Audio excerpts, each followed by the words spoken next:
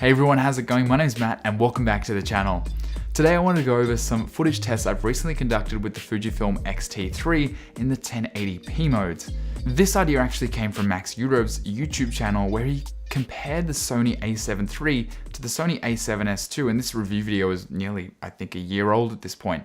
But well over the course of that video, he found that the Sony a7 III obviously excelled in 4K given the fact that it was a 6K sensor downsampling to 4K, but the 1080p mode just wasn't as good as the Sony a7S II, and that was because the Sony a7S II had a smaller sensor that could retain more detail in the 1080p modes. Now obviously with the Fujifilm X-T3 we're looking at a 24 megapixel sensor which excels extremely in 4K modes and looks absolutely beautiful. There's no question that the 4K footage looks amazing coming off this camera, but there are times where it makes sense to shoot 1080p, including these particular talking headshots which I'm doing right now.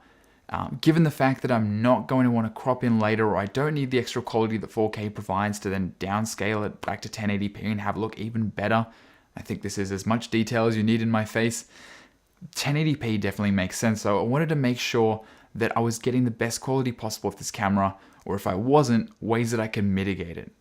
So I took the camera outside, I shot two clips back to back. The first one was in 1080p 50 frames per second, and the second one was 4K 50 frames per second.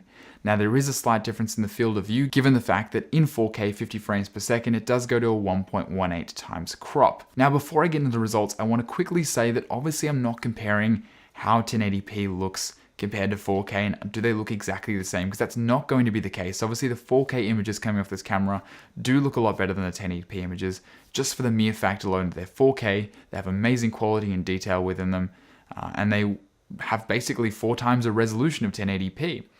So I'm not pixel peeping side by side to see which one has a better quality, because that's just absolutely ridiculous. What I'm doing is making sure that the 1080p footage doesn't look severely deficient compared to the 4K footage, like I'm shooting on a totally different camera. And I was happy to report with the footage that I saw, I was really impressed by the 1080p quality coming off the camera. The images still looked really nice and retained the same sort of information and detail. There wasn't any massive loss in sharpness. And obviously, when we talk about loss in sharpness, over sharpening is not a good thing either, but you don't want to have an absolutely mushy image that clearly the camera hasn't been able to resolve any detail. And that can definitely happen when the image is being downscaled from a really large sensor to 1080p. It's losing a lot of information along the way. There was one thing I did notice, however, in some of the shots, and that was more aliasing and moire in sort of tight pattern areas. Things like the speaker grills behind me, for example, or also the grooves in the wood on the pergola also showed some signs of moire and aliasing. And again, this is inherent of downsampling such a large sensor size to make it 1080p. 4K obviously does not have the same problem, thankfully, and I was really happy with that.